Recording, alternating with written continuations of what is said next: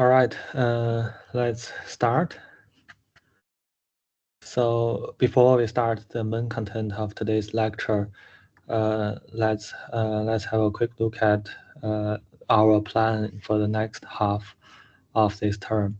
So basically, in this week, we are going to learn about Fuzz testing and a particular and a very specific fuzzer or Fuzz testing tool, which is called American Fuzzy Lob. And both are related to assignment 2. And next week will be Flex Week, and we will be releasing some practices for you to have some hands-on experience of doing fuzzing. And we will release some materials for you to practice the usage of Docker as well. And after that, in week 7, by the end of week 7, we will release the result of assignment 1, and we will release the specification of assignment 2. And assignment 2, we won't be reusing the previous specifications for assignment 2, so it will be slightly different from the previous one. But it will generally cover PY test, which will be used for you to practice unit testing and integration testing, and we will also cover fuzz testing in assignment 2. So that's our plan for the next half of the term, and let's start today's lecture. So in today's lecture, we are going to learn a particular type of system testing, which is called fuzz testing. So before we jump into the main content, let's have a quick look at what we have learned so far. So basically, we have learned functional and structural testing, which are related to the strategies of designing test inputs or test suites.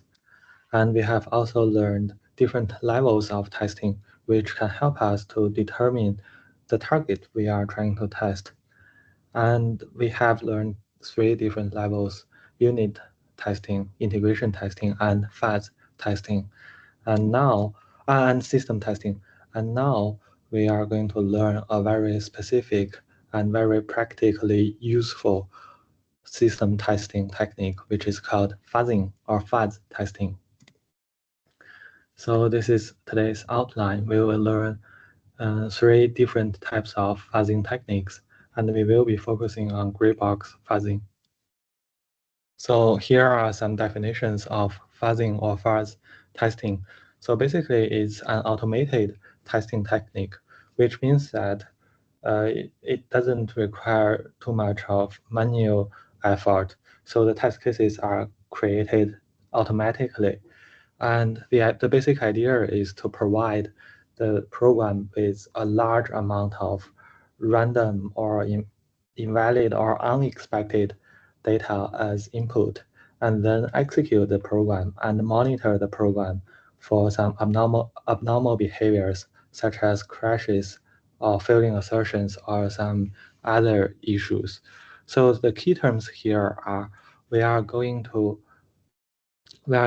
send a large amount of random data as input, and then we execute the program with the large amount of random inputs, and then we also need to monitor the results.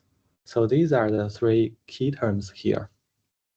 So these 3 key terms determine how we design fuzzing strategies. So the key characteristics here are is called fuzzy or fuzz, right? So when you see the term fuzz testing, so you might have heard about this term in somewhere else before. Like, for example, when we talk about fuzz, we may think about something like this. And we also encounter this term fuzzy in washing machines. Like they have many washing machines, they have the fuzzy mode, which means that you can put anything inside the machine. And another situation where we encounter fuzzy is in machine learning, we have fuzzy logic, which is like instead of having some deterministic logic, Boolean logic, we can have fuzzy logic to match different specific values into some labels. So these are the terms of, this is the term of fuzzy. So fuzz actually means highly random. So we are trying, it's like very blur, very random. So it is related to randomness. So that's why this, because we are feeding the target program with a large amount of random data. So this technique is called fuzz testing. So according to the definition of fuzz testing, we have the three key terms, right? We need to generate a large amount of random data. We need to execute the program with the random data, and we need to monitor the progress. So according to this definition here, we can have a general workflow for doing fuzz testing. So first, we need to create this large amount of random inputs, right? So please take note that the term here, random, is quoted, and because in reality, we don't want to feed the target program with fully random data, because that will, we will learn about it later, and because that is very ineffective. And the second step in the workflow is to execute the target program with the inputs. And the third step is to observe for abnormal program behaviors, such as crashes. And the tool for doing these three things automatically is called a fuzzing tool, or fuzzer in short. So fuzzing tool is actually a very, very practical and very, very useful technique, because it could, as you can see, this workflow is very simple. It could be fully automated by writing some programs, like writing a fuzzer to do this. So developers actually in practice, especially security, when we try to do security testing, people prefer fuzzing over some traditional testing techniques, such as writing unit tests, because it is mostly done manually, so it requires manual effort. But this one, with fuzzing, we can do it automatically. So according to this workflow, let's come to the first poll question today. So according to the workflow, which factor does not affect the performance of a fuzzer? So let's think about it. So here we have three different things here. So we need to create these inputs, and we need to somehow execute the program. And then we also need to observe the behaviors. So which one do you think does not affect the performance of a fuzzer, or do you think all of them will affect the performance?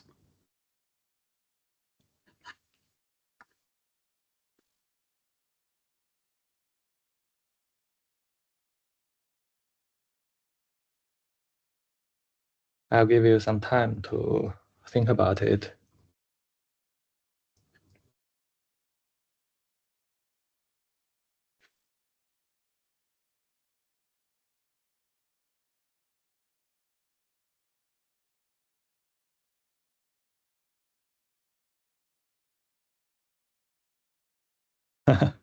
Maybe let's see. Okay, actually, all of them will affect the performance of fuzzing. So first, the quality of the test input we are creating will affect the testing result. For example, if we do some kind of, if we borrow the idea of boundary value testing, we can create some extreme values in our random inputs, right? Which is more likely to cover some corner cases, which might be overlooked by the developers. So the quality of the generated input will affect the performance of fuzzing. And the second thing is executing. You may think that, okay, executing the program may not affect the performance, but actually it will affect, because the execution speed can affect the overall performance. Normally, we do have a time budget when we're trying to do testing, right? We cannot run testing, even if it is an automatic tool. We cannot run it forever because it is occupying the CPU of our servers or the computers. So we have a time budget, and within the time budget, we want to execute the target program as many times as possible, right? So the execution speed here also matters, and we can speed up the execution of the target program with some tricks when we do gray box fuzzing, and we will learn that in our next lecture. And the third one, obviously, it matters, right? Because we need to be sensitive enough to capture certain certain abnormal behaviors of the program. For example, in one of our previous slides, we have learned that uh, if we read one byte over in an array of a C program, the program may not crash. However, there's a bug there.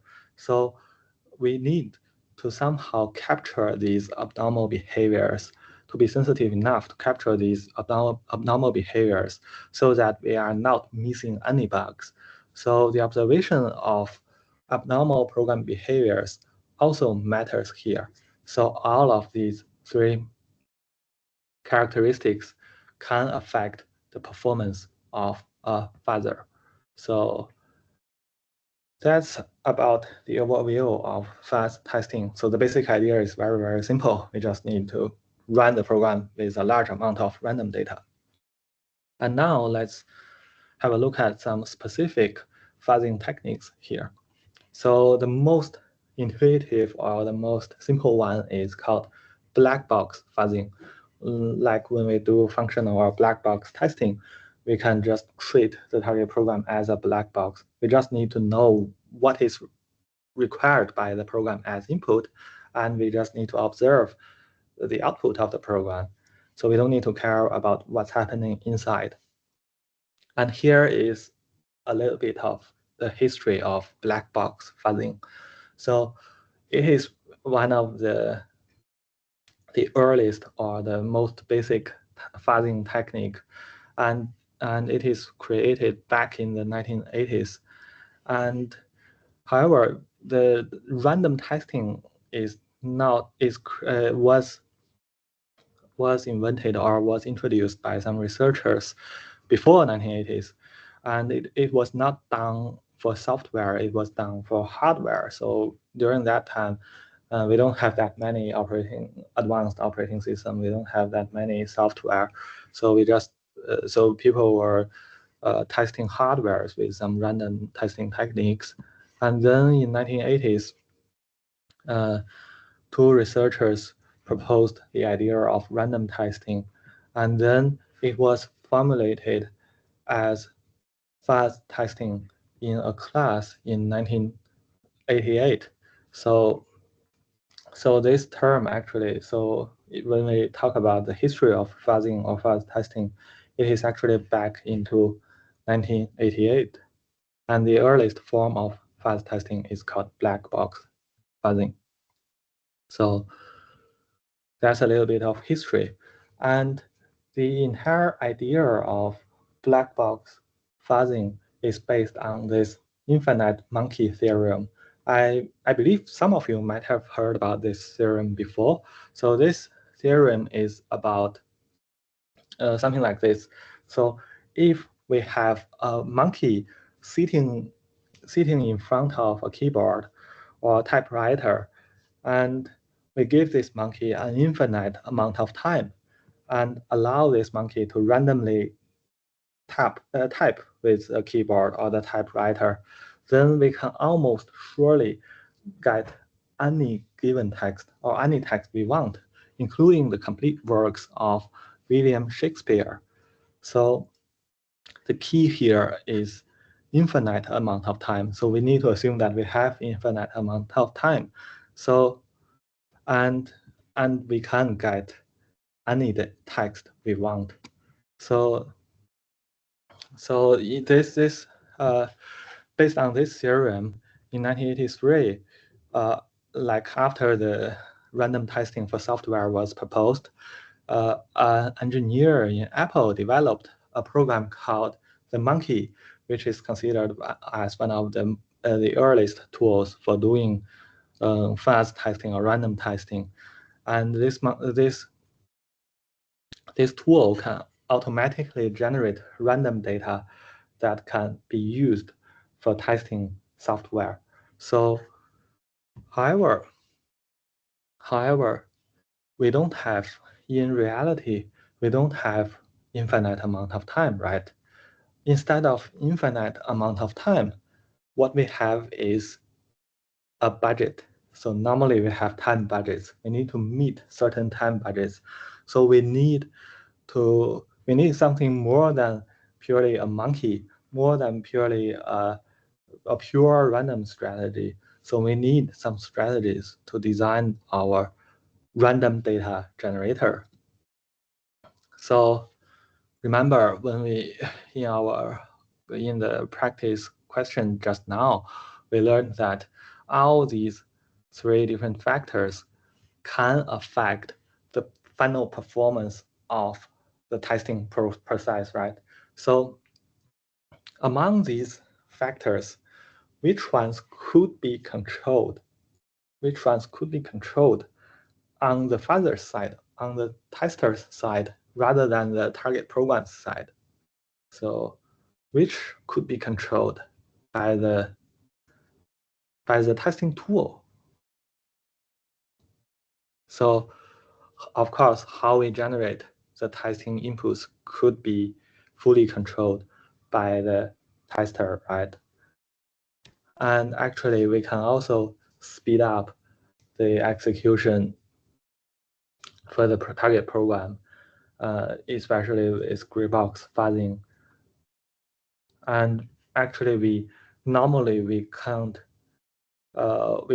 control the behavior of the how sensitive we are for the program abnormal program behaviors.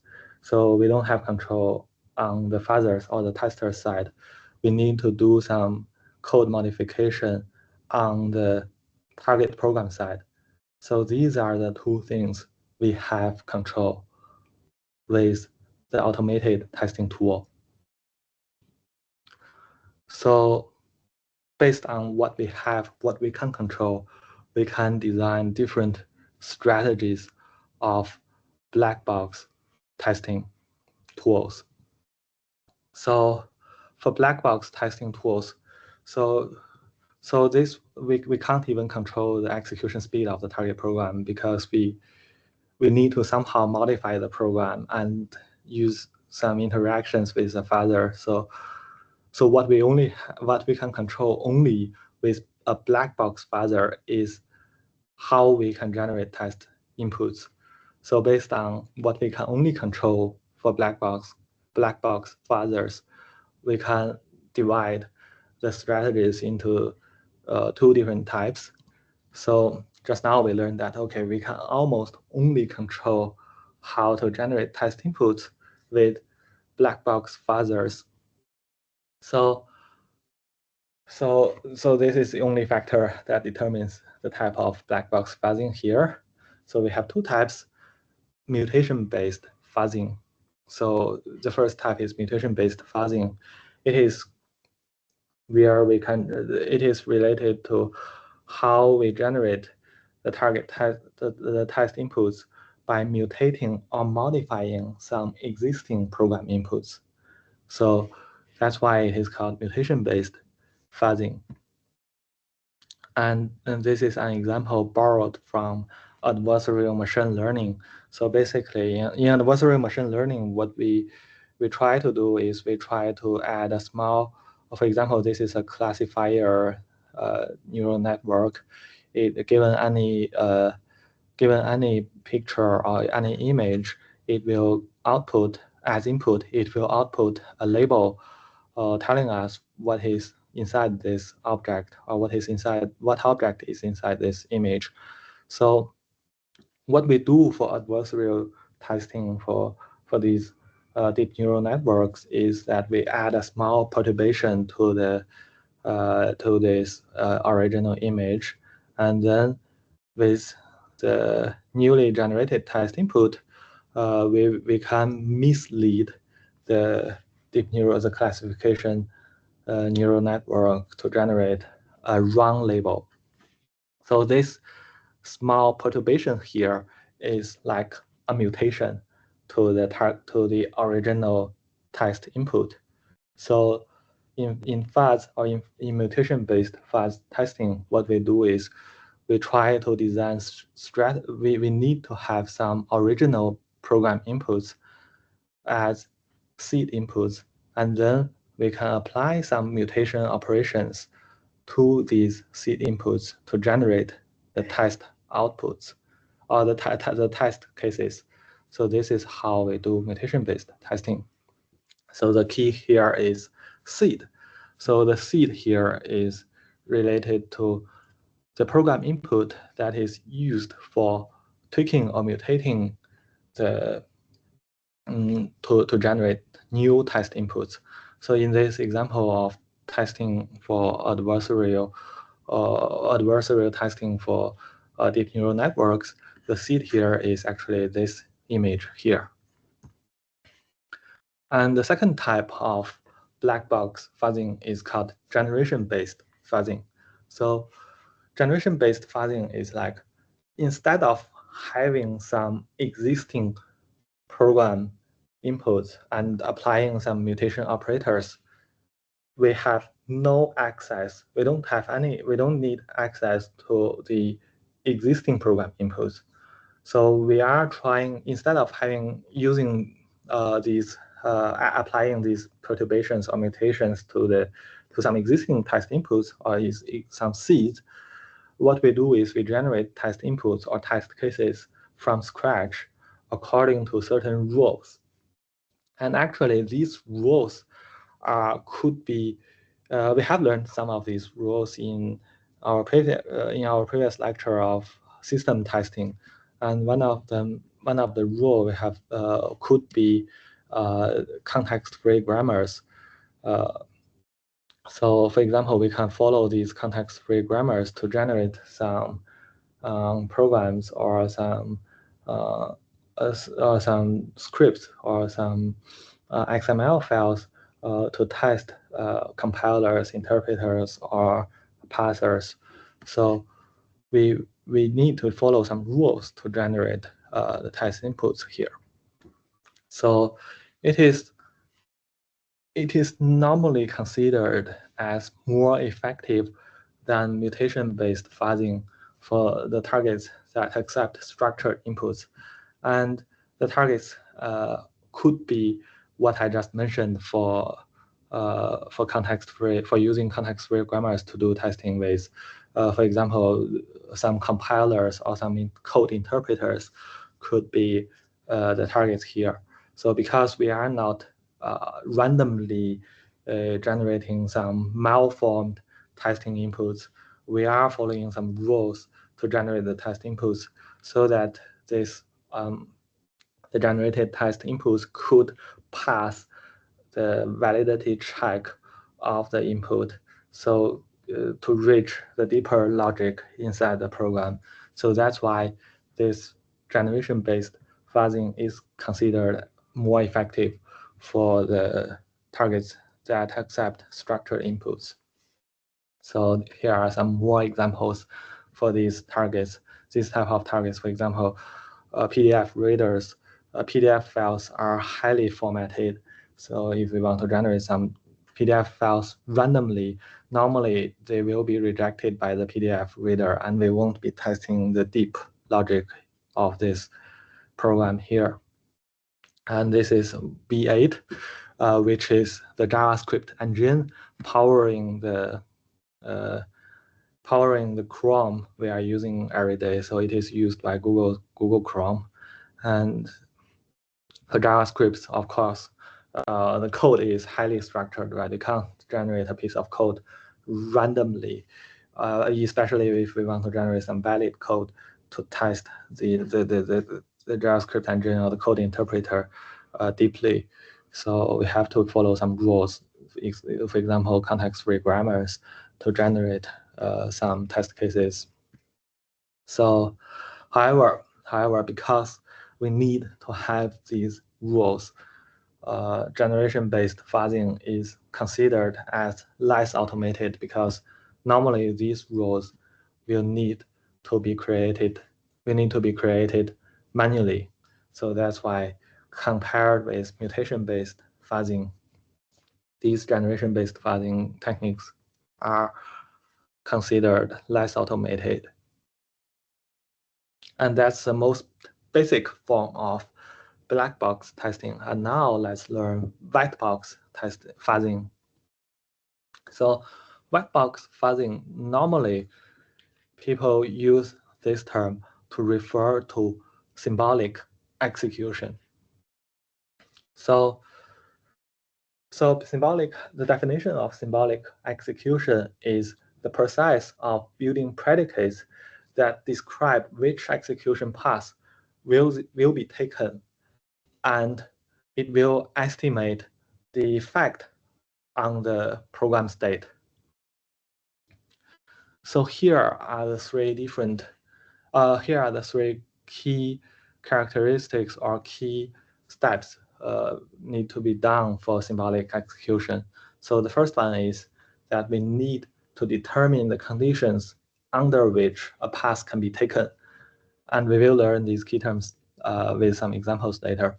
So the second step is to identify some infeasible paths, and that can be taken when they shouldn't be. So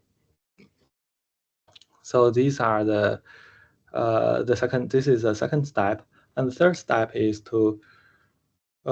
that it can be used normally because we are trying to systematically execute different paths in the program by computing some inputs that can take a particular path.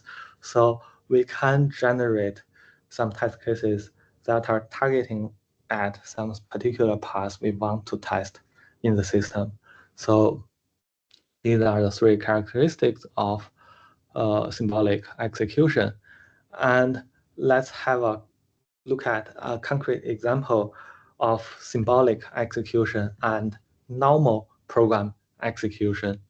So for normal program execution, it actually executes the program with actual inputs, while symbolic execution executes the program with some symbolic values instead of some actual values. And these symbolic values are actually some variables or some symbols that could take any value in that type until it is solved according to some conditions. So this is the first difference. The second one is statements compute because the programs are made up of statements. So statement in concrete or in normal program execution, so statement can actually do the computation with the new values of the variable that are received in that statement, right? However, for symbolic execution, whenever we are trying to execute a target, because the symbolic values are like variable values that doesn't take any concrete value until we solve it. So we don't have any concrete values for the statements to compute with. So instead of computing with concrete values, statements compute with symbolic expressions. This is the second difference. The third one is program's state could be characterized by the concrete values of different variables, while during symbolic execution, instead of having concrete values of variables, we use predicates made up of symbolic expressions. And let's use an example to show the difference between symbolic execution and concrete execution. So, for example, we are trying to execute this statement. So what we do with concrete value execution is when the program reaches this statement here, when the program reaches this statement here, if we are doing a normal program execution with some concrete values, what we do is, let's assume that before we execute the program, we have the value of low as 8, and we have the value of high as 12. This is the assumption that we have this program state like this before we execute this statement here. So you can see that all the variables are taking some concrete values. And after this, we execute this statement. The program state would be the value of low, because we are not modifying the value of low. So the value of low is still 8, and the value of high is still 12. And because we are assigning the average value of low and high to mid, so the value of mid here becomes 10. So you can see that during normal program execution with concrete values, all the values are taking some all the variables are taking some concrete values, and program states are made up of variables with their values, right? So this is for executing the program normally with concrete values. And if we execute the program with symbolic values, what we do is like this. So instead of assigning a concrete value to the variables as program states, we assign some symbols, which means that, so L here means that the value of low can take any value, any integer or numeric value here, any numeric value. And this uppercase letter H means the variable of high can take any numeric value here. So, but which is a different value from L. So of course, L and H could also be the same, but it means that they are two independent variables.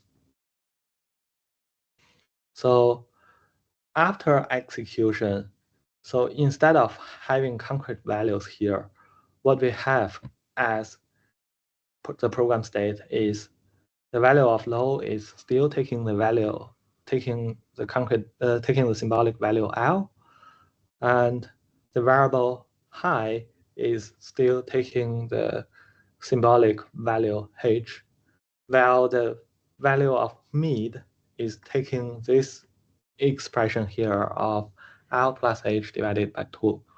So as you can see, for symbolic execution, instead of having the concrete values here as program states, what we have are the symbolic values assigned to, or symbolic expressions assigned to different variables as program states. So this is the symbolic, this is how we execute a statement. And for taking branches with symbolic execution, we can use this example to see what's happening here. So assume that we are doing a symbolic execution with the program, and the program reaches this point of this if statement. And after this if statement, we can take two branches, right? The true branch and the false branch. So let's first assume that we are trying to force the program to execute the true branch. what will happen here if we do symbolic execution. So let's consider the program states before we reach the if condition here. So let's assume that we are following this statement is following the previous statement we encountered in the previous slide. So before we execute this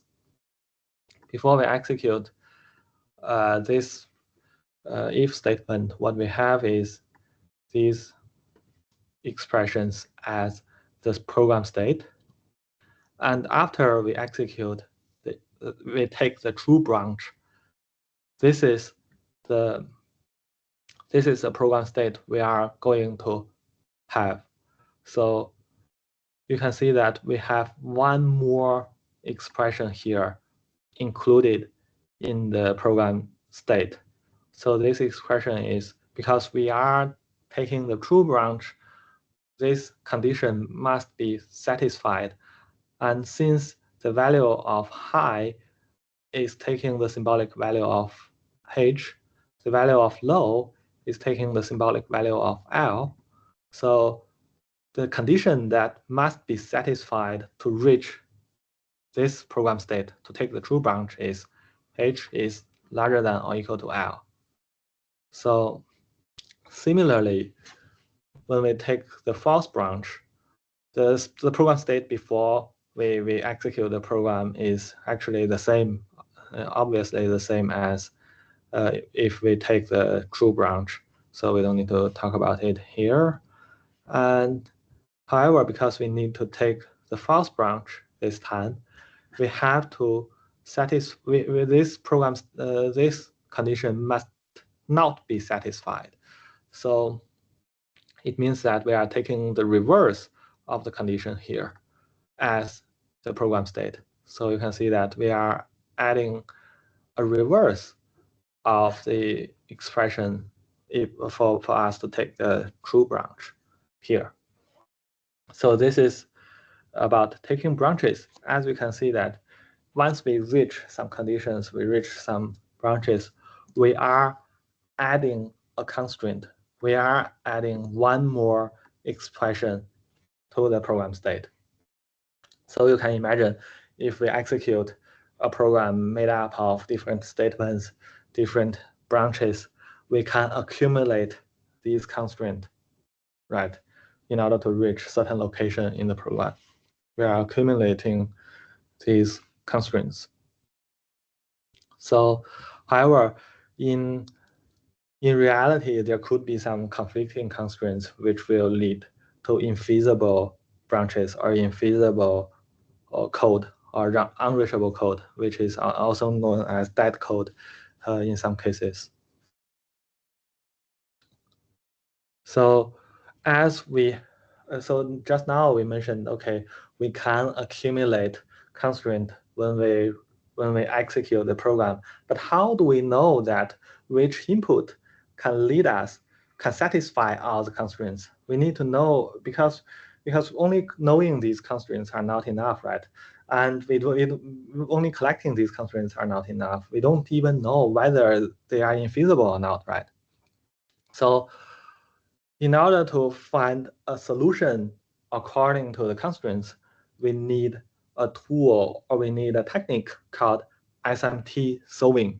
So SMT stands for satisfiability modular series. So it is actually a problem of determining whether a math formula is satisfiable or not. And here in the context of symbolic execution, because as you can see, the program states are made up of different expressions or constraints to the inputs, right?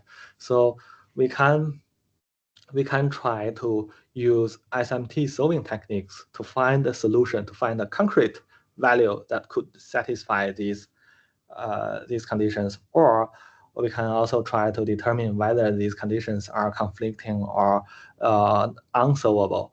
So we need to use SMT solving techniques, and SMT solving technique is trying to convert these, like, because for the for the constraints we are collecting from a program, it could be made up of a constraints of numbers on some numeric values or some other data structures. For example, we can in programs we can have lists, arrays, and strings, right? So we need to convert these conditions into conditions or constraints into a Boolean satisfiability problem. So basically, instead of having all these, we are trying to convert this problem into a Boolean problem by answering the question of whether this condition could be satisfied or not. So it becomes a yes or no question, right?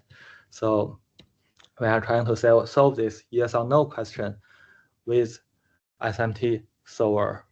So this is there are some automated tools, and these tools are called SMT solvers. So which can help us to solve the accumulated conditions. And one of the most famous SMT solver is called Z3, which is currently maintained by Microsoft.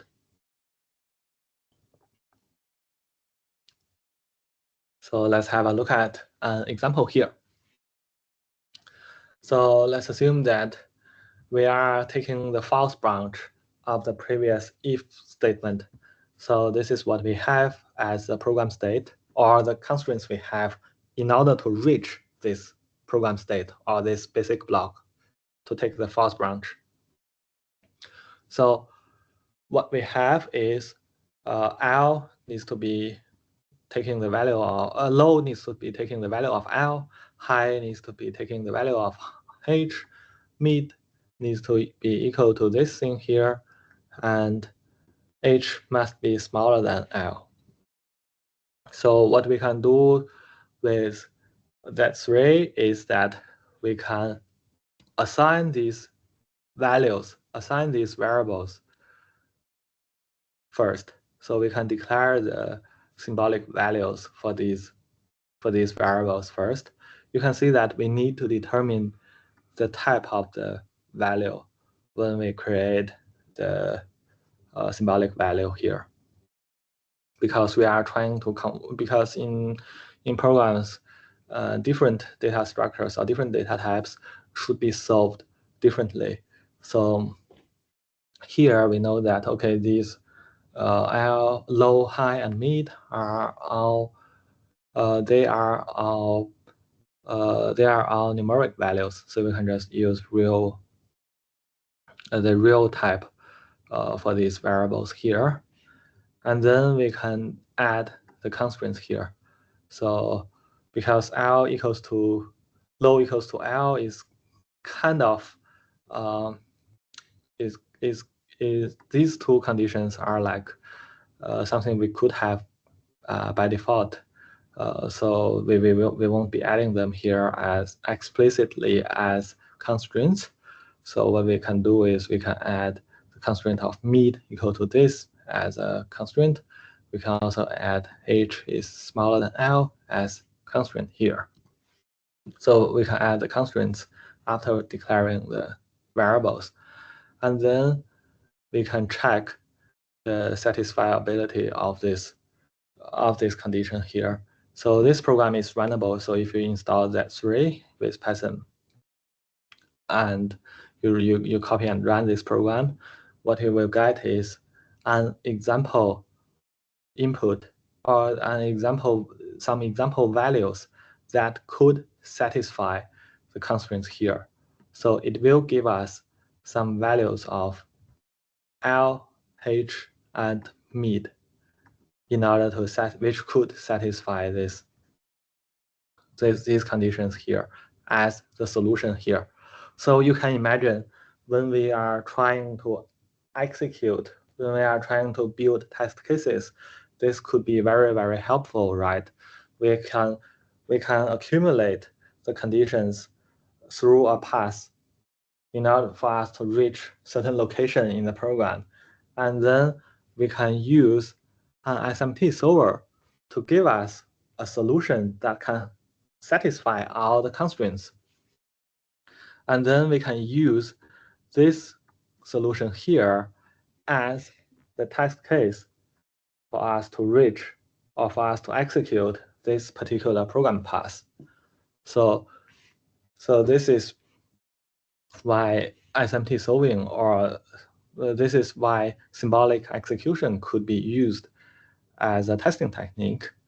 And here we can also observe that actually pure symbolic execution is actually a static technique or static analysis technique. Although it has execution in its name, we don't actually run the program. We don't actually execute the program. We can somehow, for example, assume this is a control flow graph, or where we only care about different conditions for reaching each basic block. So if we only care about the conditions of reaching each basic block, what we can have is a symbolic execution tree of the program. So we can accumulate different conditions along the path inside this symbolic execution tree. And in order to reach certain location, or in order to find an input that can help us to reach a particular location inside this program, we don't really need to run the program. We just need to collect all the conditions and send it to the solver, and the solver will give us a result that can certainly reach a location here, unless it is unsolvable or unsatisfied. So unsatisfiable, because there are sometimes where conditions could be conflicting to each other. So in this case, we don't really need to run the program. We just need to do the calculations here. So, but this has some limitations. The first one is the path explosion problem, because we can see that this symbolic execution tree is actually very similar, or it could be built from a control flow graph. And in control flow graph, we have learned that once we have a loop, we can have an infinite number of paths, right? And whenever we have branches, we double the count. We double the count of path in the program. So we could have path explosion problem where we have too many paths for us to solve. That's the first problem.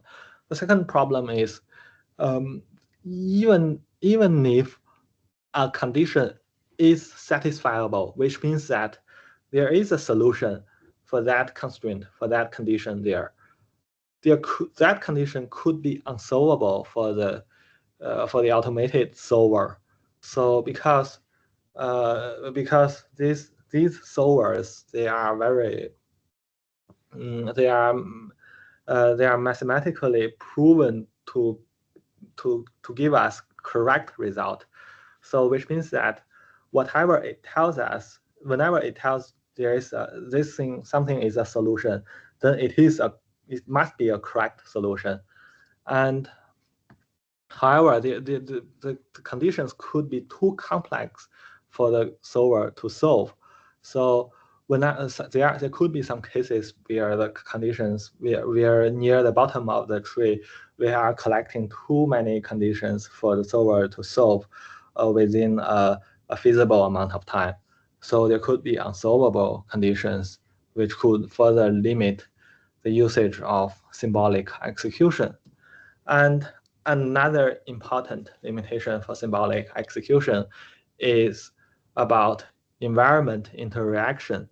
So there could be some environment interactions which could be hard to be converted into constraints or conditions for the solvers to solve.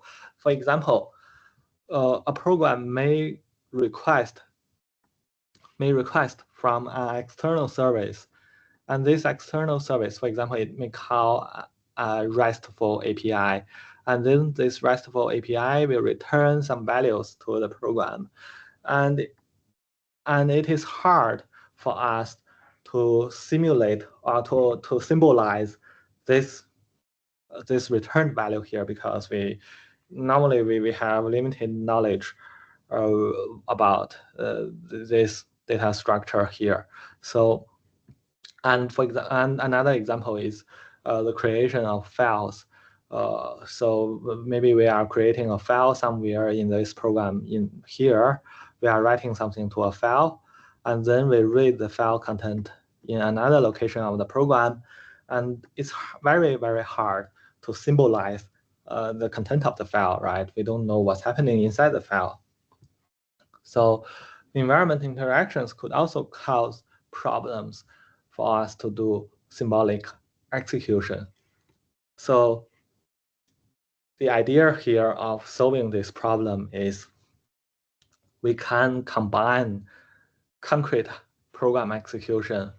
So which means that we can use some concrete values to execute the program to generate some execution paths with some concrete values, and then only symbolize certain interesting values along this concrete value of path. So this can help us to solve this to mitigate some of these problems. For example, when we have path explosion problem, so instead of calculating or the unsolvable conditions, instead of computing a solution for all the variables, we can try to execute the program with some concrete values, and then only symbolize certain values in order for us to tweak the program. For example, for this branch here, only the counter is determining this branch, right? So what we can do is we can set all the values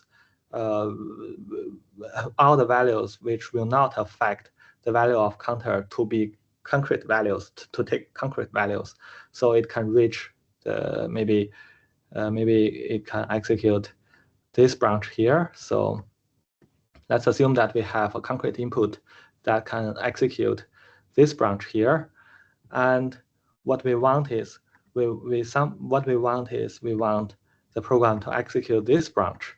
So what we can do is, with this concrete value, with this path of concrete values, we can use the concrete values of the variables which won't affect the value of counter here, which won't affect this condition here, and only symbolize the value of which can affect counter here, and then use the SMT solver to calculate a solution here for the variable that can affect the value of counter here. And then that solution with the rest of the variable values as constants could be used as a solution or as a test case that can help us to reach the target branch we are trying to take. So by combining the concrete values and symbolic values, we can have something called concolic execution, which means that we are using both concrete values and symbolic values during execution. So this can somehow mitigate some of the problems here. And here are some facts that may affect the practical usage of symbolic or concolic execution. So normally, symbolic or concolic execution is used in automated program verification because of the rigor from the SMT solver. So it is normally used for automated program verification, and because because the capability of solving some complex conditions, it is normally used for some small but critical systems. And symbolic execution is also popular in some capture the flag events. Capture the flag is like basically doing some security security context. So contests. So it's popular for some small programs in those contests. And it is normally hard to be applied to large real-world programs because of those limitations. And even with concurrent execution, there could be problems for large programs because we may not find a suitable input that is close enough to the target path we want to reach. And if we can't have a path that is close enough to the target branch we reach, we still need to symbolize a lot of variables, right? Then in that case, the conditions could still be very complex and maybe too complex to be solved. So even with concurrent execution, it's still hard to be used for large real-world programs. So in most of the cases, we don't. In most of the real-world programs we are dealing with, we seldom use concurrent or symbolic execution. And in my opinion, symbolic execution or concurrent execution, although some people may call it white box fuzzing, in my opinion, they are not exactly fuzzing because fuzzing, as indicated by the name, it's relying on some random inputs. But symbolic execution or concurrent execution is very precise. So we are solving the constraints to reach certain location in the program. So in my opinion, it is not they are not considered, they are not exactly fuzzing or fuzzing techniques. And before we move to the last part of today's lecture, let's have a 3 minutes break. And let me see if there are any questions from online. Okay, so far so good.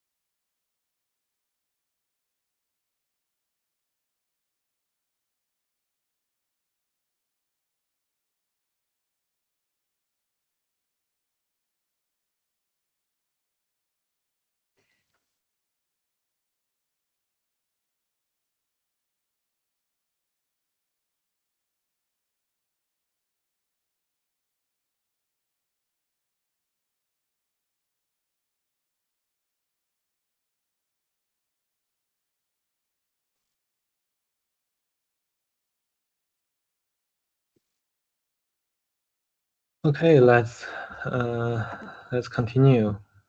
There's no more question. So let's continue. So just now we learned about black box fuzzing and we learned about white box fuzzing. And now let's learn the last topic, gray box fuzzing. So black box fuzzing may suffer effectiveness issues. For example, because we know nothing inside the program, right? We are just purely randomly generating the text inputs. And these text inputs could be too random such that they may get rejected early in the program. In most of the software we are using today, they have some validity checkers for the inputs, right? For example, if I try to open maybe a doc file or a random text file or even a PDF file with PowerPoint, it will reject to open that file, right? Because it may check whether the file is a valid PPT file. So most of the software, they have validity checkers for the program inputs. In order to reach deep into the logic of the software we are testing, we can't purely randomly generate these inputs. So black box fuzzing may suffer effectiveness issues due to the lack of knowledge about what's happening inside the program. And white box fuzzing may suffer scalability issues because just now we learned that we need to accumulate the conditions in the program across different program states. And we need to solve these conditions or constraints with some SMT solvers. And they could be very complex, and they could be too complex to be solved. So white box fuzzing or white box testing could suffer scalability issues. So you may think, okay, why not? What about black plus white? Why don't we just somehow combine them together to have a new technique, to have a third technique? What about black plus white? So we don't really have black plus white in fuzzing. We may have black plus white for bears, but we don't have black plus white for fuzzing. What we have is gray. So instead of black plus white, we have gray. So gray box fuzzing can be both scalable and effective. So let's have a look at the key idea of gray box fuzzing. So the key idea here is first, so we need to address the shortcoming of black box testing, right? So we can't ignore what's happening inside the program. So what we do is we need to collect information during the target program execution. So we collect information from the program. However, when we collect the information program, we only collect partial information or the program information needed for testing, unlike white box testing or white box fuzzing. For white box fuzzing, for symbolic execution, we are actually collecting all the program states, right? We are trying to solve all the constraints, and we know everything, every piece of information during execution, but not all of them are needed for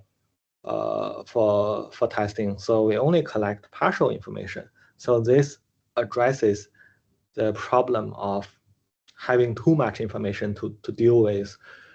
So we can in large programs. So we can use gray box fuzzing for larger programs. So this is a key idea. So the key idea. So let's get back to the general workflow of fuzzing and see what's different here. So gray box fuzzing, we still need to create a large amount of random inputs as test cases. And then we execute the target program. And then we observe for abnormal behaviors. We observe for bugs. And what's different here is, apart from only observing for bugs or crashes, we also collect execution information after we execute the program here in gray box fuzzing. And then we use the runtime information or the execution information to adjust how we generate the test inputs. So you can see that this is like a feedback loop. So we are generating some random test inputs first. We execute the program with the random inputs, and then we collect information. We evaluate, okay, which input is better, which input is worse, and then we use such information to update the strategy for the next round of input generation. So this is like a feedback loop. So we can improve the effectiveness in comparison to black box fuzzing. And because we are only collecting some execution information, we are only collecting some lightweight information, so we can apply gray box fuzzing to some larger programs. So you may wonder, before this lecture, before we reach here, you may wonder, okay, why didn't we learn this topics in the order of coloring, like black, gray, and white? Why did we learn it like black, white, and then gray, right? So now you understand. So gray is actually having the best of the two worlds. So that's why we learn it as the last topic today.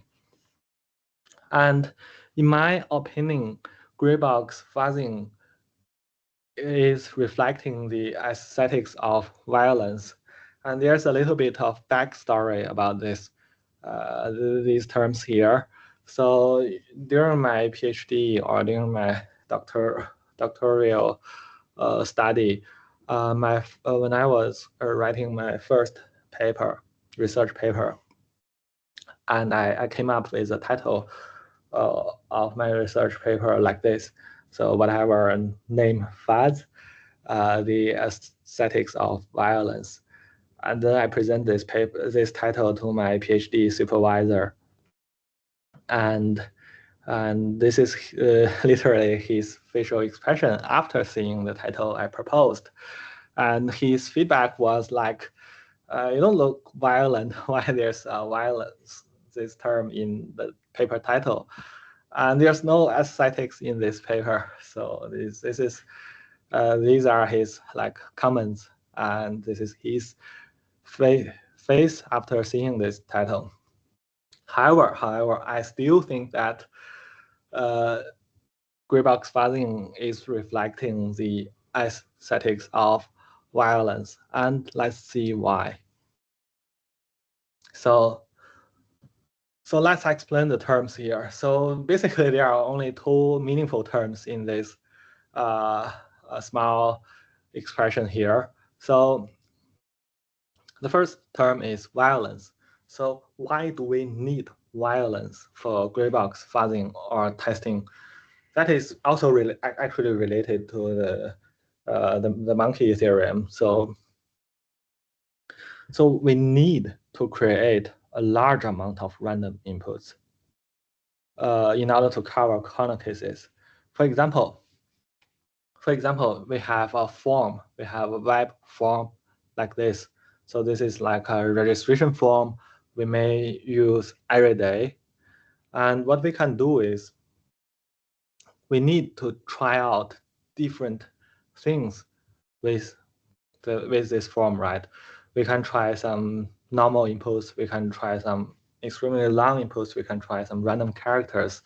We need to try random test inputs in order to cover something that has been overlooked by the developers during development. We need to be random enough to cover the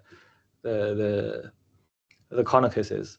However, we also need to have a large amount of such inputs because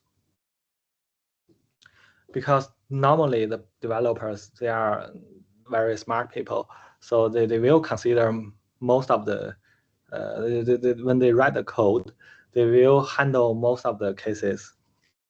So we need a large amount of such inputs in order to find something that is unexpected. So we still need this large amount. And using this large amount of random input could be something like we are violently cracking the program.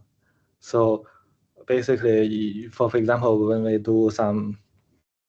are trying to guess a password, there are some, if you are trying to use some automated password guessers, the default mode of those guessers is like a violent mode, which will just randomly guess, right? So we are like, it's similar for gray box fuzzing, we are like randomly using a large amount of inputs to cover unexpected behaviors. So we are like violently cracking the program. So this is the term violence. And however, violence does not always work. So we need aesthetics. So I believe many of you have heard about this fairy tale, which is the big bad wolf and three little pigs.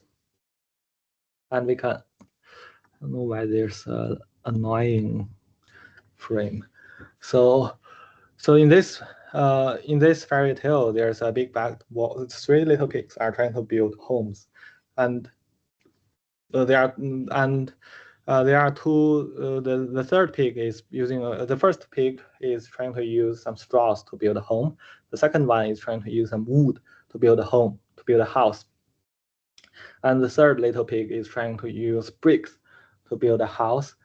And the wolf is trying to eat these little pigs and get them out of the house, right? So here we can compare this fairy tale with how we do fuzzing.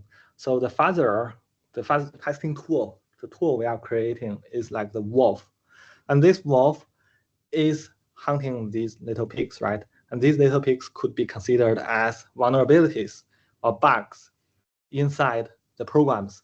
And the pigs, in comparison, they are inside houses, right?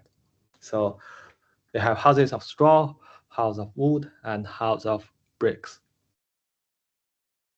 So in the fairy tale, in this story here, the big bad wolf, the wolf can easily break the house of straw and the house of wood with violence, right? It can easily destroy the house violently. However, it cannot break the house of bricks violently, right? So violence doesn't always work. And instead, in another fairy tale, the wolf can break into the house of brick smartly. So in the Little Red Riding Hood story, the wolf pretend to be the granny for the little girl, right? Then saying, knock, knock, I'm your granny, please open the door for me. So in this story here, the wolf is using some kind of strategy and to break into the door and reach the target, right? So similarly, in fuzz testing, we need somehow to design some strategies in order to reach the buggy location or in order to find the vulnerabilities. And these strategies could be considered as aesthetics here. So that explains this expression here. So let's come back to the key mechanisms of gray box fuzzing and see how the key mechanism of gray box fuzzing could be related to these fairy tales.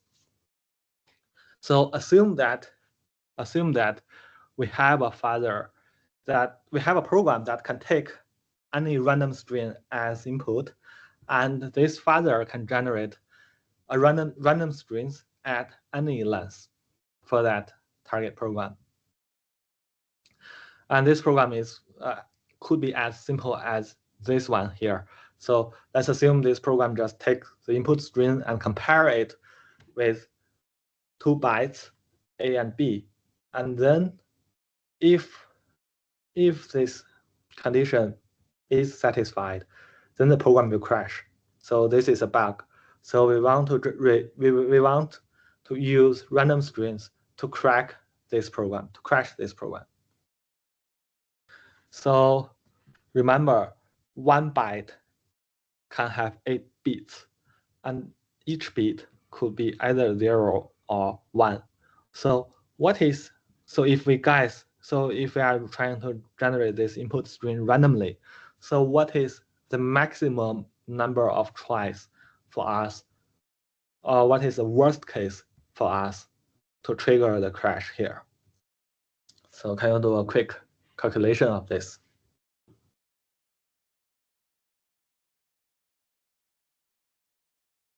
So let me tell you the answer.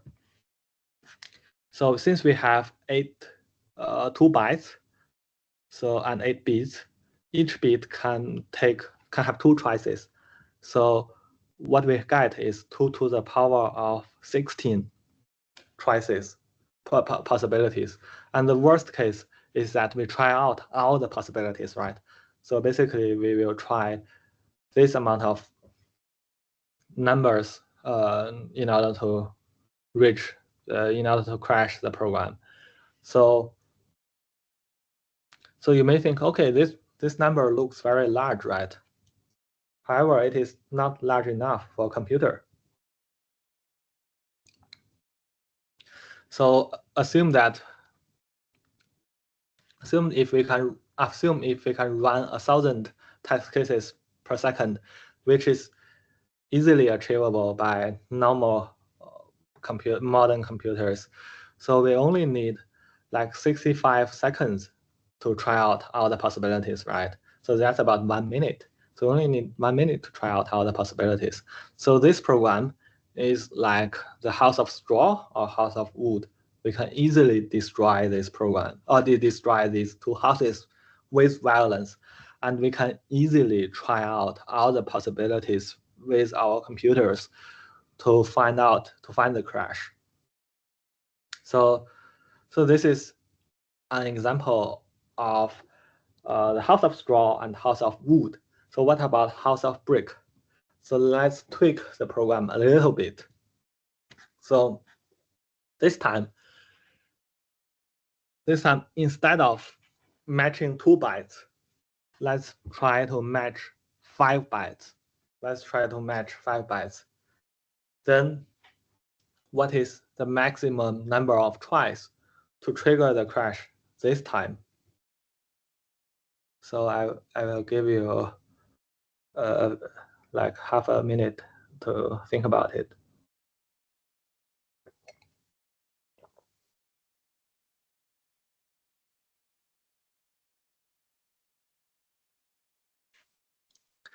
So similar to the previous one, we just need to change the 2 to the power of 8 is unchanged because each byte can take 2 to the power of 8 different values, right? So this one is unchanged.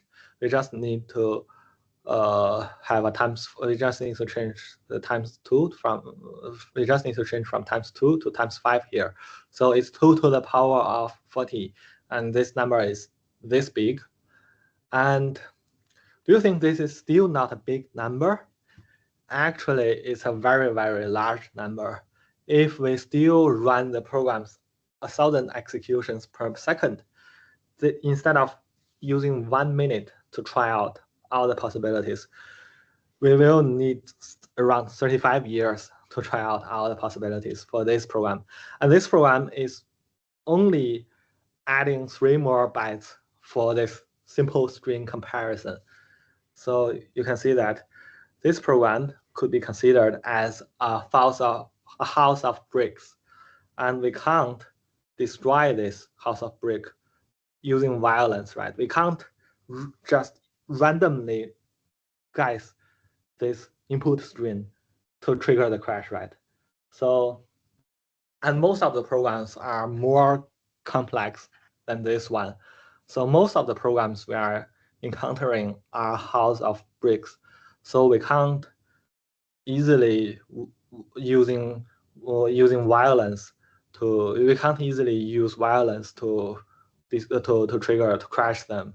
So we need some strategies. So let's add one assumption for the fuzzer here. So let's assume that apart from the capability of generating strings at any length, this time the fuzzer is aware of branch coverage, which means that once we have passed a branch, during execution of the program, we inform the fuzzer, okay, let's assume that we have passed this branch. We reached normally by default, most of the time, because if we just randomly generate the string, we can if we just randomly generate the string, most of the strings won't match here, right? So normally we will go to the false branch. However,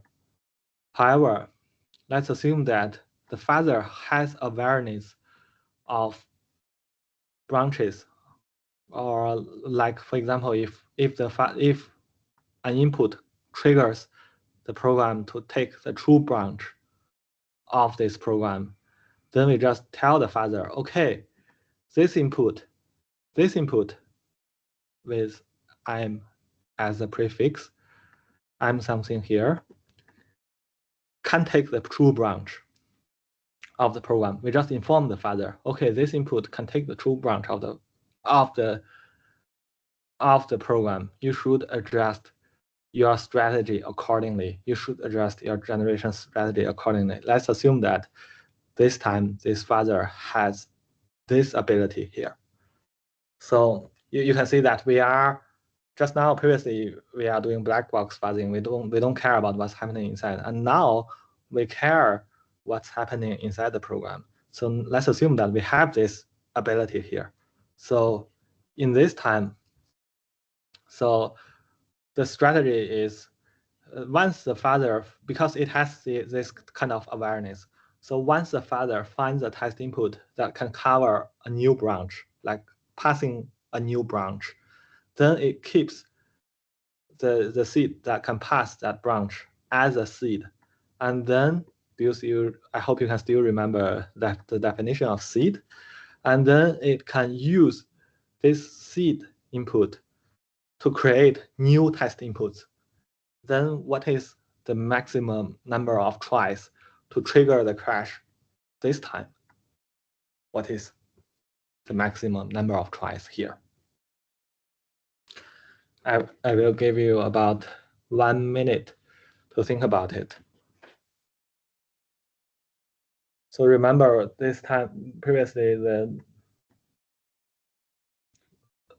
each byte can take this 2 to the power of 8 different values, right? And we have 5 bytes. So the problem is still the same. We have 5 bytes, and each byte can take 2 to the power of 8 different values. But this time, what is the chance? But we are dealing with the problem differently this time. We are not guessing the entirety as a whole. We are guessing the bytes of the string one by one. So we are not guessing the entirety of the string as a whole. We try to guess it one by one. So what is the chance here? So the difference is that about where we position the 5. So previously, because we are trying to guess the value of the entire magic string here, the entire input string here. So 5 is above is used as part of the exponential value there. But this time, it becomes a factor, and the actual value is 2 to the power of 8 times 5. So it's about 1,000 something. Sorry, it's like 2 to the power of 8. I think it's 1. Oh, it's 256. Yeah. So it's like 1,000 something. And if we assume that we can still run the program 1,000 executions per second, then this will roughly take 1 second for us to find out the magic byte. Because once we know a byte here, there's 2 to the power of 8. Once we guess I'm correctly, we know that I'm is correct. We can fix it. We can ignore it. We can try to guess the next one. And the next one is still 2 to the power of 8. So basically, it's 2 to the power of 8 plus 2 to the power of 8 plus 2 to the power of 8 5 times. So basically, it's 2 to the power of 8 times 5. So that's why it's around 1,000 something. So this will take only about 1 second for us to solve the problem here. So this is like we are using some strategies here. So this time we are not using violence. We are trying to break through the house of bricks with strategy here. So this is why gray box fuzzing can be effective. And this idea is actually a divide and conquer idea. We are dividing the problem into smaller ones. So we are dividing the exploration of the program, different program states into some intermediate steps. So this idea is basically a divide and conquer idea, and we are gradually searching program states. So this is why gray box fuzzing is effective. And okay, so just now we learned, okay, the key mechanism of gray box fuzzing is to get the fuzzer aware of some certain coverage inside the program, right? Like, for example, here, the branch coverage. But the question is, how do we get the fuzzer aware of this branch coverage during execution? So how is this done? So this is normally done by program instrumentations. So you may wonder, okay, what is program instrumentation? So program instrumentation is to modify the program so that we can perform some kind of analysis. And this modification of program could be done on source code level, or before compilation, or on binary level after compilation. So basically, if we want to modify on source code level, what we do is we try to do this instrumentation. Instrumentation is like we are modifying the program automatically using some automated tools by, for example, injecting some extra logic that can capture the coverage of the program. And we can do this either on source code level or on binary level. And if we want to do it on source code level, what we can do is we can modify the compilation process. We modify the compiler to add some extra steps to inject the extra logic for this coverage collection. Or if assume that we don't have access to the source code, we can still use some binary analysis tools and use binary rewriting tools to rewrite the compiled program. So this is about program instrumentation. And program instrumentation could enable the profiling here because we can inject any code or any logic we want. Obviously, we can inject some logic, extra logic into the program to report the code coverage back to the fuzzer, right, to the automated tester. So it could be used for measuring some dynamic behaviors during a test run. So let's get back to the gray box fuzzing workflow here. So now we understood, okay, why this gray box fuzzing, why we need to collect this extra information, because it can improve the effectiveness. And how do we collect this extra information? We are doing it through program instrumentation. And now let's have a look at what kind of strategies can we play with according to this workflow here. So because as we can see, we need to collect this information, and we can collect this information, but how can we use them, right? Just now we have seen an example. We can use it to determine whether we should keep certain inputs as seed for the next round of input generation. But are there any other strategies we can do? So basically, there are 3 different strategies that we can design based on the execution information we collect. So the first one is called seed prioritization. The second one is called power scheduling, and the third one is called test input generation. So for seed prioritization, so just now we learned that, okay, gray box fuzzers can keep some inputs that can cover extra branches as seeds, right? So they can keep, once a test input can reach a certain extra branch in the program, the fuzzer is aware of that and they can keep it as the seed for the next round of input generation. So it maintains a pool of seeds. And since we have a pool of seed for us to generate new test inputs with, we need to determine which seed should we use to generate the test input, right? Because we have many seeds, we need to determine which one to use next. So this decision process is called seed prioritization. So this requires us to evaluate the quality of the seed. So for example, we can use the coverage of the seed. So whether the seed can cover many basic blocks or many branches, or how fast this seed can execute. Normally, we prefer the seed that could execute faster, right? Because this will speed up the entire testing process. So there are many factors that are affecting this seed prioritization strategy. And the second strategy is power scheduling. So once we have selected a seed, we want to apply some random mutations or some random perturbations to generate new test inputs with the selected seed. However, there's another decision thing. There's another decision we need to make.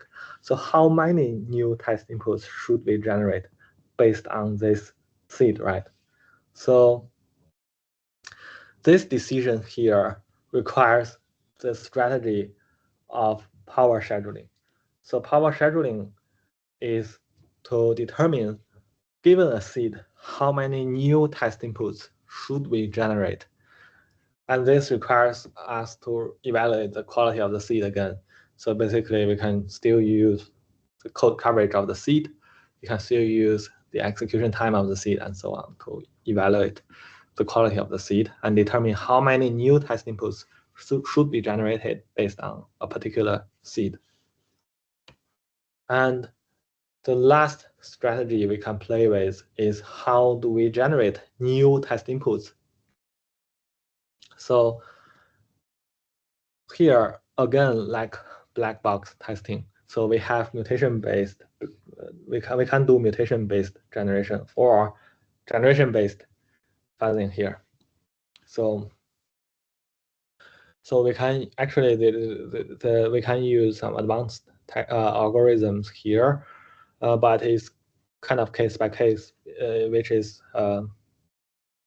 should be dependent on the target we are trying to test. So, for example, if we are trying to test some files with structured input, we prefer the generation-based fuzzing. And if we are trying to use if we are trying to test some targets without very highly structured test input, we can just use mutation-based strategy to generate new test inputs.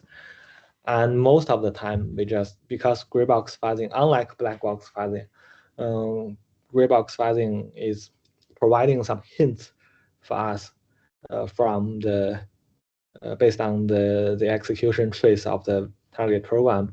So we can use mutation-based strategy more effectively than black box fuzzing. So that's why most of the gray box fuzzing nowadays are mutation-based. So, but it's case by case. It depends on the target we are trying to test. And so after we have learned all the key mechanisms and different strategies of gray box fuzzing. Let's talk about why do we need to learn it, and that's we need to learn gray box fuzzing here. We are particularly interested in this technique here in this course, is because gray box fuzzing is actually very, very popular recently. And for example, this is a trophy of a black box fuzzer, which was developed like in 10 years ago, I think. So this is a trophy. So you can see that after CVE is like common vulnerability exposure, which is a project maintained by the US government, and each one of them is like you can consider it as a vulnerability from some public or some commercial products. So you can see in randomsa, in this black box fuzzer, it stops finding new crashes or new vulnerabilities since 2018, although it has a quite relatively longer history, and it has very limited number of vulnerabilities in its trophy. However, in comparison to a gray box fuzzer, and this gray box fuzzer is not even in its newest form. So this data was actually this was a screenshot from the original web page of this particular gray box fuzzer years ago. Like it can find vulnerabilities in many different famous products. For example, SQLite, which is installed by default in almost every Android phone, and even OpenSSL, which is used in all of our browsers to handle HTTPS requests. And you can see even in Internet Explorer or Apple Safari or Mozilla Firefox, you can see in all these very popular projects and well-maintained projects, gray box fuzzing can find vulnerabilities inside. So it is actually very popular, and actually this American Fuzzy Lab was developed by the guy when he was working in Google, and now he's no longer working for Google. And many big companies, they provide fuzzing services as well. So, and for example, Microsoft, they provide a platform called Fuzz. And Google, of course, they provide a fuzzing service for almost every open source software, as far as your open source project can reach a certain level of stars, can have, like, I forgot what is the requirement, but you as far as you can have like a few hundred of stars on GitHub, then you can use Google's open source fuzzing service. And AWS also provides fuzzing services as well. So, and most of the services they are providing are based on gray box fuzzing. So that's why we are particularly interested in gray box fuzzing for this course, and that's why we are going to practice practice how to create a small gray box fuzzer in assignment 2.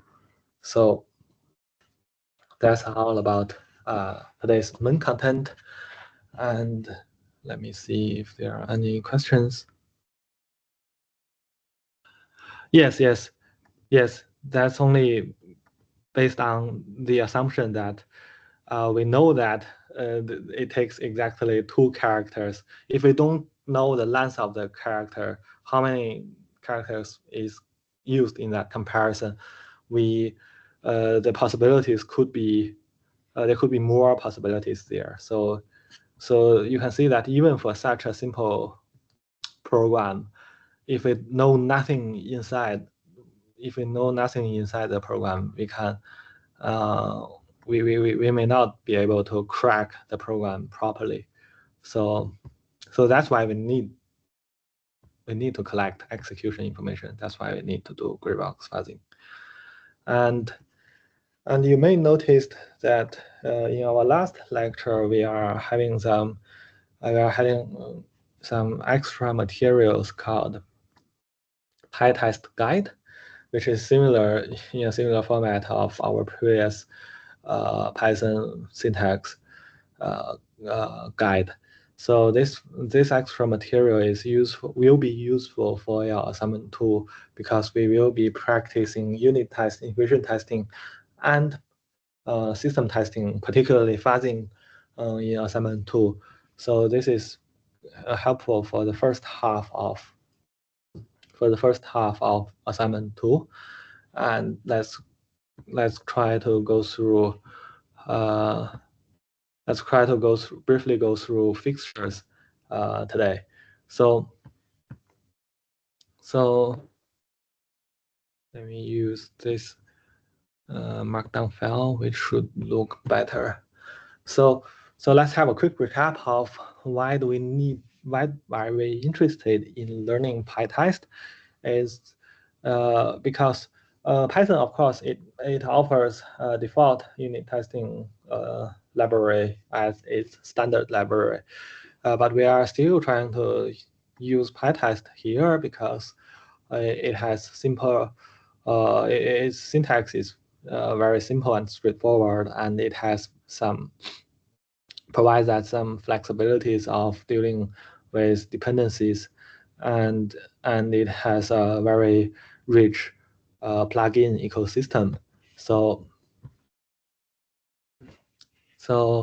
in our last lecture, we just covered how do we install this, and we ran through a very simple example.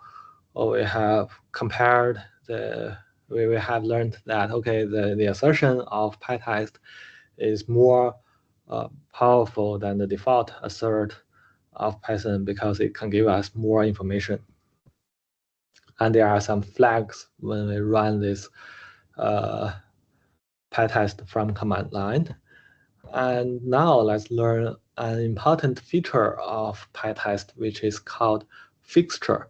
So fixture is actually particularly useful for composing test setup and teardown. And remember in our last lecture,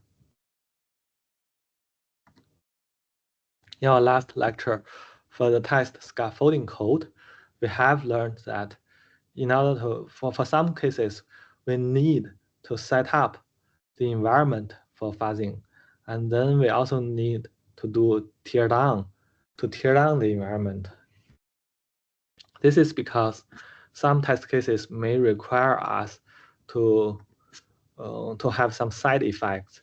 For example, maybe we need to create an extra file with the function we want to test, and then we need to remove that file before we run the next text, right? Because otherwise, the file created in the previous test run will affect the result of the second test run. We don't want them to affect each other. So that's why we need to tear down the testing process. We need to do some tear down properly.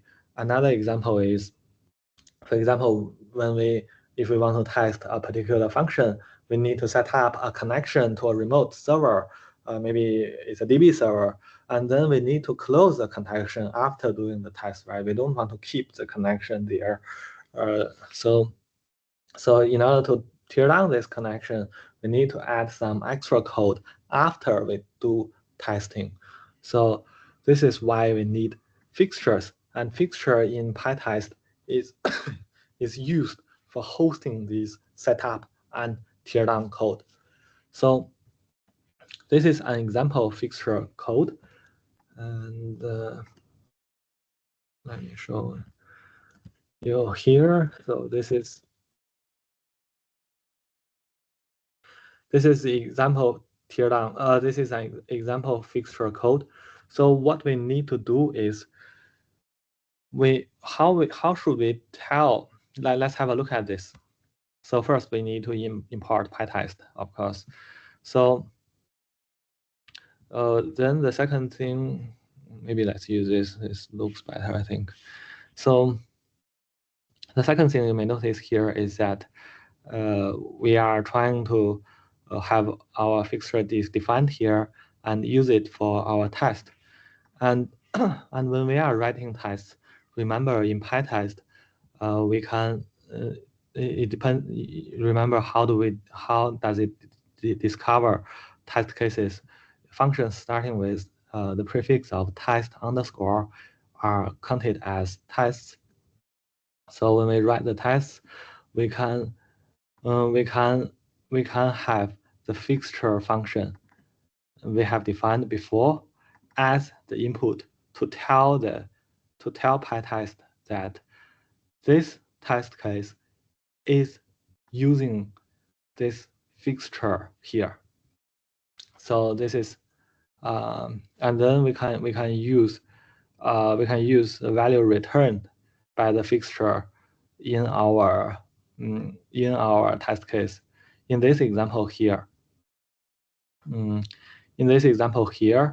we as you can see, this fixture is giving us a path. Is giving us a path as the context for running the test. So inside this test function here, we can use the return value of the fixture function, and as if as if it is already provided by the context setup, and then use it as a context here, and then we just do the assertion here. So we don't inside the test, we don't need to care about how do we do the setup. We just need to use it. So, and we don't need to care about how do we handle the setup after we run the test. We just need to simply use it. So inside this example here, what the test does is it reads from a temporary file.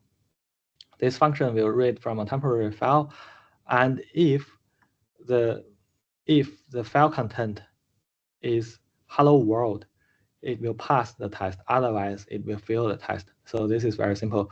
So we can see that the requirement of this file is required for the setup, and we need to create a file for the setup, and then we need to delete the file when we do teardown, right? So let's see what's inside the fixture and how does it handle this setup and teardown. So you can see the first requirement for running this test is that we need to have a file.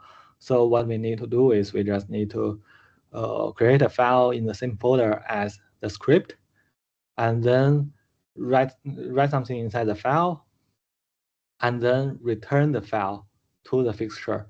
You may notice that this keyword yield is used instead of return here for fixture.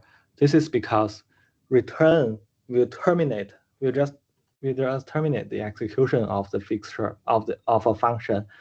Then we can't do teardown if we just use return, because this part of the code will be unreachable. So we need to use the keyword yield instead of to provide the path of the file we just created to the user of this fixture, and without terminating this function, because we still need to run the teardown.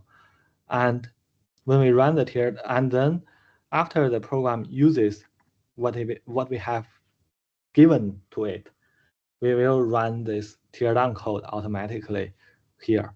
So you can see that we try to do the setup before the yield, we try to do the teardown after the yield, and that is the basic structure of a fixture. And if you wonder how is the flow of execution for this, it works like this. So we run the setup code first, and then we yield the value, and the test function will take the value and use it as context for running the test, and then it will run the teardown code. And there are several, and this is the basic structure and the basic pattern of fixture. And we need to use this decorator here to tell PyTest that a particular function is used as a fixture, and we need to pass that function as a parameter for our test functions in order to tell that, okay, this test function is using this fixture here. And this is roughly the basic structure and basic usage of fixture. And we will learn more about the details, like when do we need to use yield, when do we need to use return, and what's the difference between yield and return, like these details in our next lecture.